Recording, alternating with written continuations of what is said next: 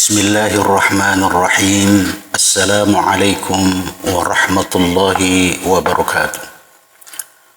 Saudara-saudara yang saya muliakan, pada pertemuan kita kali ini, kita akan membahas tentang kepemimpinan dalam Islam.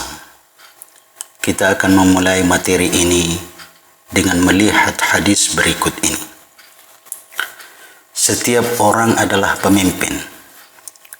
An Abdillah qala an-nabiy sallallahu alaihi wasallam kullukum ra'in wa kullukum mas'ulun fal imamu ra'in wa huwa mas'ulun wal rajulu ra'in ala ahlihi wa huwa mas'ulun wal mar'atu ra'iyatun ala baiti zawjiha wa hiya mas'ulatun والعبد راع على مال سيده وهو مسؤول ألا فكلكم راع وكلكم مسؤول رواه البخاري. Dari Abdullah, Nabi sallallahu alaihi wasallam bersabda, setiap kalian adalah pemimpin dan setiap kalian akan dimintai pertanggungjawabannya. Seorang imam adalah pemimpin dan akan dimintai pertanggungan jawabannya. Seorang laki-laki adalah pemimpin atas keluarganya dan dia akan dimintai pertanggungjawabannya. Seorang wanita adalah pemimpin atas rumah suaminya dan ia pun akan dimintai pertanggungjawabannya. Seorang budak juga pemimpin atas harta tuannya dan ia juga akan dimintai pertanggungan jawabannya. Sungguh setiap kalian adalah pemimpin dan setiap kalian akan dimintai pertanggungan jawabannya. Hadis Bukhari. Berdasarkan hadis ini, maka setiap orang adalah pemimpin. Bagi seorang pemuda, maka dia pemimpin bagi dirinya sendiri. Lalu manakah rakyatnya? Anggota tubuhnya adalah rakyatnya. Ia harus mengendalikan rakyatnya itu ke jalan yang diridhoi oleh Allah. Anggota badan kita akan menjadi saksi di hadapan Allah sebagaimana firman Allah dalam Al-Quran surah Yasin ayat 65. Al-yawma nakhtimu ala afwahihim wa tukallimuna aydihim wa tashhadu arjuluhum bima kanu yaksibun. Pada hari ini, kami tutup mulut mereka dan berkatalah kepada kami tangan mereka dan memberi kesaksiannya lah kaki mereka terhadap apa yang dahulu mereka usahakan. Seorang suami menjadi pemimpin dalam keluarganya. Rakyatnya adalah istri dan anaknya. Ia harus membimbing dan mengarahkan keluarganya untuk menjalankan perintah Allah dan Rasul-Nya. Hal ini dapat dilihat pada Al-Quran surah At-Tahrim surah ke-66 ayat 6. Ya ayyuhalladzina amanu qu anfusakum wa ahlikum nara wa quduhan nasu wal hijara 'alaiha malaikatun ghiladun shidad la ya'sunallaha ma amarahum wa yaf'aluna ma yu'marun. Hai orang-orang yang beriman, peliharalah dirimu dan keluargamu dari api neraka yang bahan bakarnya adalah manusia dan batu. Penjaganya malaikat-malaikat yang kasar, keras dan tidak mendurhakai Allah terhadap apa yang diperintahkannya kepada mereka dan selalu mengerjakan apa yang diperintahkan. Pentingnya mengangkat pemimpin. Begitu pentingnya pemimpin dalam Islam, sampai-sampai Nabi Muhammad SAW menggambarkan, jika kita dalam suatu perjalanan dan terdiri atas 3 orang, maka salah satu di antaranya harus menjadi pemimpin. Keterangan ini dapat kita lihat pada hadis berikut ini. An Abdullah bin Umar أن رسول الله صلى الله عليه وسلم قال ولا يحل لثلاثة نفر yakununa bi ardi falatin illa ammaru alaihim ahadahum. Rawahu Ahmad. Dari Abdullah bin Umar, Rasulullah sallallahu alaihi wasallam bersabda, dan tidak halal bagi 3 orang yang berada di padang Sahara kecuali jika mereka mengangkat salah satu dari mereka untuk menjadi pemimpin. Hadis riwayat Ahmad. Definisi kepemimpinan. Secara etimologi, kepemimpinan adalah perihal pemimpin atau cara memimpin. Kartono mengatakan, kepemimpinan adalah kegiatan mempengaruhi orang lain agar mereka mau bekerja untuk mencapai tujuan yang diinginkan. Senada dengan Otway, George R. Terry juga mengatakan bahwa kepemimpinan adalah kegiatan mempengaruhi orang agar mereka suka bekerja mencapai tujuan-tujuan kelompok. Secara umum, definisi kepemimpinan dapat dirumuskan sebagai sebuah kemampuan dan kesiapan yang dimiliki oleh seseorang untuk dapat mempengaruhi, mendorong, mengajak, menuntun, menggerakkan, mengarahkan orang atau kelompok agar menerima pengaruh tersebut dalam rangka tercapainya suatu tujuan tertentu yang telah ditetapkan. Kepemimpinan dalam Islam.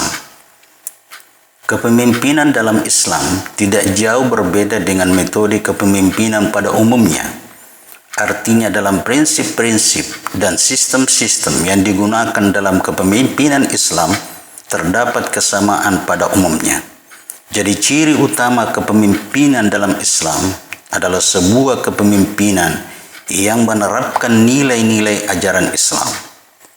Kepemimpinan Islam identik dengan istilah khalifah yang berarti wakil.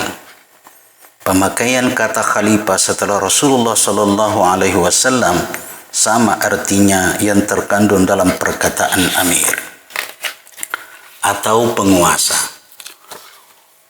Oleh karena itu, kedua istilah dalam bahasa Indonesia ini disebut sebagai pemimpin formal. Istilah kepemimpinan dalam Al-Quran. Al-Quran menggunakan beberapa istilah yang berkaitan dengan kepemimpinan, yaitu 1. Khilafah. Khilafah adalah sebuah sistem kepemimpinan yang pernah dirumuskan dan diaplikasikan pada masa Islam klasik. Pemimpin disebut khalifah. Para ulama masa lalu telah mencoba memahami dan memformulasikan konsep khilafah sebagaimana yang termaktub dalam Al-Quran tentang kehidupan bermasyarakat, berpolitik, dan berbangsa. Istilah khilafah tersebut dapat ditemukan pada Al-Quran surah Al-Baqarah surah kedua ayat 30. Wa idza qala rabbuka lil malaikati inni ja'ilun fil ardi khalifah qalu ataj'alu fiha man yufsidu fiha wa yasfiku ad-dima' wa nahnu nusabbihu bihamdika wa nuqaddisu lak qala inni a'lamu ma la ta'lamun. Ingatlah ketika Tuhanmu berfirman kepada para malaikat, sesungguhnya aku hendak menjadikan seorang khalifah di bumi ini. Mereka berkata, mengapa engkau hendak menjadikan khalifah di bumi ini, orang yang akan membuat kerusakan padanya dan menumpahkan darah? Padahal kami senantiasa bertasbih dengan memuji engkau dan mensucikan engkau. Tuhan berfirman, sesungguhnya aku mengetahui apa yang tidak kamu ketahui. Pertanyaan malaikat bukan protes atau kritik terhadap Allah, tetapi keinginan mereka untuk menjadi khalifah karena mereka telah bertasbih dan mensucikannya. Permohonan ini juga menjadi isyarat bahwa khilafah itu bukan sistem politik dunia, tetapi sistem universal yang berlaku dunia dan akhirat. Hingga malaikat berhasrat untuk menjadi khalifah. Namun Allah Subhanahu wa ta'ala menjawab bahwa pengetahuan malaikat tentang itu tidak cukup, hingga Allah Subhanahu wa ta'ala menegaskan bahwa Dia Maha tahu dari apa yang diketahui oleh malaikat. Dari sini dapat dipahami bahwa makna khilafah bersifat universal. Istilah kedua, wilayah. Wilayah artinya kepemimpinan. Orang yang memimpin disebut wali. Secara umum, pemimpin umat adalah Allah Ta'ala, Rasulullah Sallallahu Alaihi Wasallam, dan orang-orang beriman. Istilah wilayah tersebut dapat ditemukan pada Al-Quran surah Al-Ma'idah surah kelima ayat 55. Innama waliyukumullahu wa rasuluh walladzina amanu alladzina yuqimuna as-salata wa yu'tuna az-zakata wa hum raki'un. Sesungguhnya penolong kamu hanyalah Allah, Rasulnya, dan orang-orang yang beriman, yang mendirikan salat dan menunaikan zakat seraya mereka tunduk kepada Allah. Para ulama berbeda pendapat tentang makna wali. Sebagian berpendapat bahwa makna wali adalah teman dekat. Sebagian yang lain berpendapat wali artinya penolong. Dan sebagian ulama mengatakan wali adalah pemimpin. Dalam terminologi keindonesiaan, kata wali bermakna pemimpin, seperti kata wali kota. Artinya pemimpin kota, bukan penolong kota, dan bukan pula teman kota. Kata wali juga dapat ditemukan pada Al-Quran surah An-Nisa, surah keempat ayat 144. Ya ayyuhalladzina amanu, la tattakhidul kafirina awliya'a min dunil mu'minin, aturiduna an taj'alu lillahi alaikum sultanan mubina. Hai orang-orang yang beriman, janganlah kamu mengambil orang-orang kafir menjadi wali dengan meninggalkan orang-orang mukmin. Inginkah kamu mengadakan alasan yang nyata bagi Allah untuk menyiksamu? Istilah ketiga adalah imamah.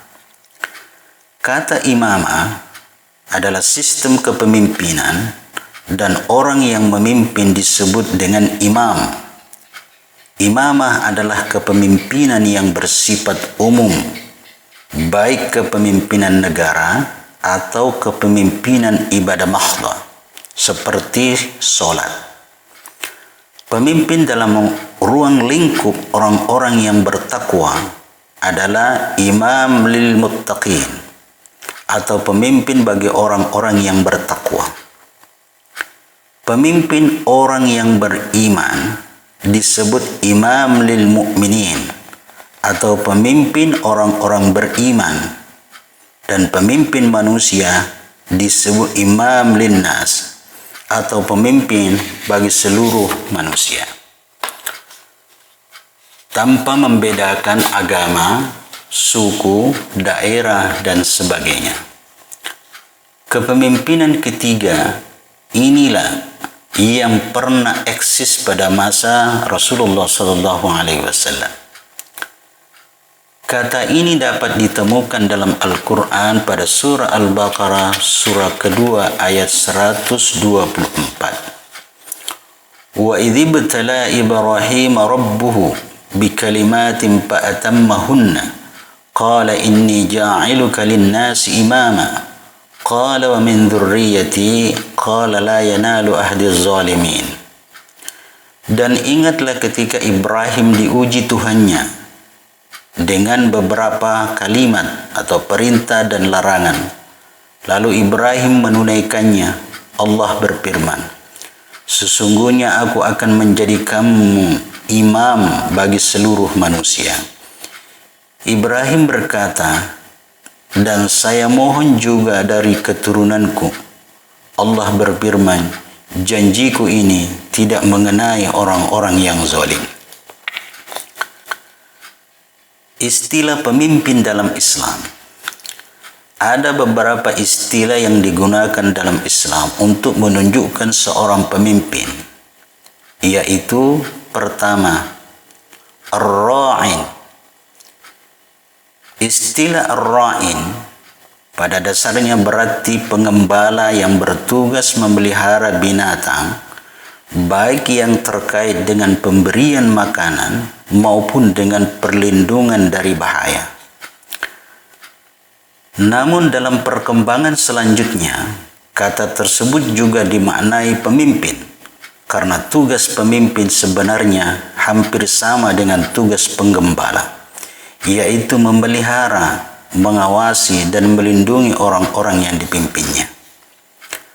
Jadi ketika kata pemimpin disebut dengan term ar-ra'in, maka itu lebih dikonotasikan pada makna tugas dan tanggung jawab pemimpin tersebut.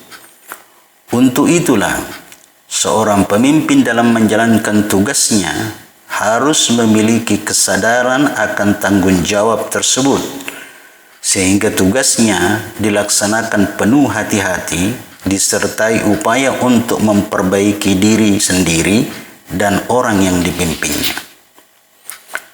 Istilah kedua, khalifah. Kata khalifah secara harfiah berarti pengganti. Mana ini mengacu kepada arti asal, yaitu di belakang. Disebut khalifah karena yang menggantikan selalu berada di belakang atau datang di belakang sesudah yang digantikan. Kata khalifah disebutkan oleh Al-Quran pada dua konteks. Pertama, dalam konteks pembicaraan tentang Nabi Adam alaihissalam. Konteks ayat ini menunjukkan bahwa manusia dijadikan khalifah di atas bumi ini, bertugas memakmurkannya dan membangunnya sesuai dengan konsep yang ditetapkan oleh Allah. Kedua, di dalam konteks pembicaraan tentang Nabi Daud alaihissalam, konteks ayat ini menunjukkan bahwa Nabi Daud menjadi khalifah yang diberi tugas untuk mengelola wilayah yang terbatas. Istilah ketiga, amir. Kata amir merupakan bentuk isim fa'il dari akar kata amara, yang berarti memerintahkan atau menguasai. Hanya saja, bila merujuk ke Al-Quran, kata amir tidak pernah ditemukan di sana. Yang ada hanya kata ulil amri yang mengarah kepada makna pemimpin. Meskipun para ulama berbeda pendapat tentang arti ulil amri tersebut, ada yang menafsirkan dengan kepala negara, pemerintah, dan ulama. Namun, sekalipun di dalam Al-Quran tidak pernah ditemukan, ternyata kata amir itu sendiri sering digunakan dalam beberapa hadis. Misalnya saja hadis riwayat Bukhari dari Abi Hurairah. Man ata'ani faqad ata'a Allah, wa man ya'sini faqad asalla. Wa may yuti'il amira faqad ata'ani wa may ya'sil amira faqad asani. Rawahul Bukhari. Barang siapa yang mentaatiku, maka sungguh ia telah taat kepada Allah. Dan barang siapa yang durhaka kepadaku, maka sungguh ia telah durhaka kepada Allah. Dan barang siapa yang taat kepada amirku, maka sungguh ia telah taat kepadaku. Barang siapa yang durhaka kepada amirku, maka sungguh ia telah durhaka kepadaku. Berdasarkan hadis ini, term umara atau amir dan ulil amri berkonotasi sama, yaitu mereka yang mempunyai urusan dalam kepemimpinan karena memegang kendali masyarakatnya.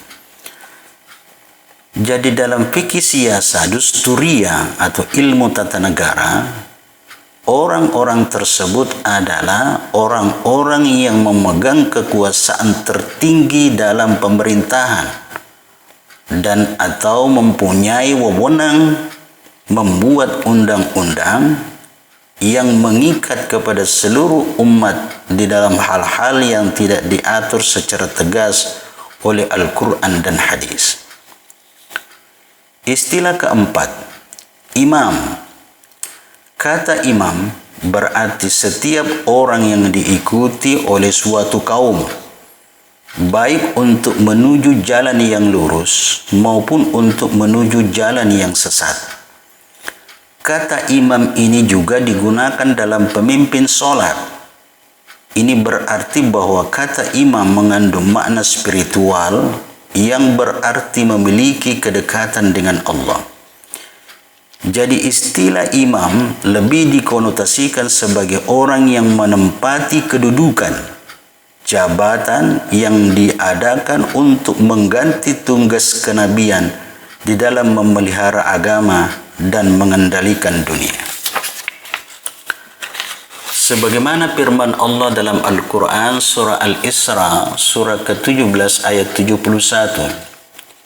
Yawma nad'u kullu unasin biimamihim faman utiya kitabahu biyaminihi faulaika yaqra'una kitabahum wa la yuzlamuna qatila.